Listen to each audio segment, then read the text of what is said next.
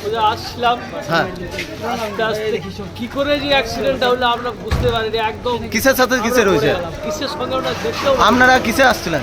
আমরা লোকাল বাসে আসছিলাম। 14 নম্বর জাতীয় সড়কে ভয়াবহ দুর্ঘটনা। যাত্রীবাহী বাসের গায়ে ঘষে দিল লরি।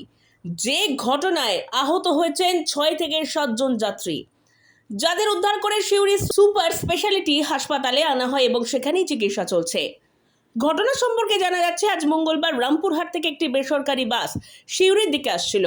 আসার সময় 14 নম্বর জাতীয় সড়কের উপর খয়রাকুড়ি ও জয়পুরের মাঝে ভগবতী হোটেলের সামনে নিয়ন্ত্রণ হারিয়ে একটি লরি বাসের গায়ে ঘষা দেয়।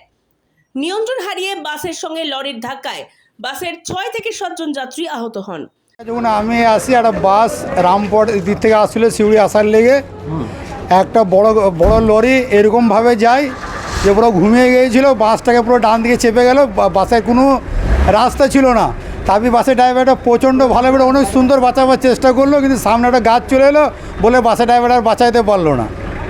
হ্যাঁ, ওই জন্য বাসটা পাল্টি হয় না। তাহলে কি ডাম্পারই ধাক্কা মেরেছে? হ্যাঁ, ডাম্পারই ধাক্কা মেরেছে। বেশ অনেকজনে আহত হয়েছে, অতটা আমি করি নাই, যতজনকে পেলাম আমি গাড়িতে আমার নিয়ে এলাম। অন্যদিকে ঘটনার খবর পেয়ে তড়িঘড়ি সিউড়ি সুপার স্পেশালিটি হাসপাতালে আহতদের দেখতে ছুটে আসেন সাঁইথিয়া বিধানসভার বিধায়ক। তিনি তাদের দ্রুত আরোগ্য কামনা করছেন। প্রথমেই পরিবারের লোকদের কাছে আমরা চাই যে যাতে খুব তাড়াতাড়ি এনারা সুস্থ হয়ে ওঠে, ঈশ্বরের কাছে এটাই প্রার্থনা করি যে যত তাড়াতাড়ি এনারা সুস্থ হয়ে যান, তার পরিবারের লোকরা যেন ভেঙে না পড়ে, ভগবানের কাছে আমি প্রার্থনা করি। আজকের এই মর্মান্তিক ঘটনায় আমি সাঁইথিয়ার প্রতিনিধি হিসাবে প্রচণ্ড মর্মাহত যে 7 জন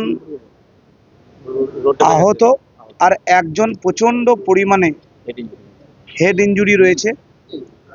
আমরা অতি সত্বর সময়ের সঙ্গে সঙ্গে আমাদের একটা প্রতিনিধি দল, 8-10 জনের প্রতিনিধি দল আমরা এসেছি।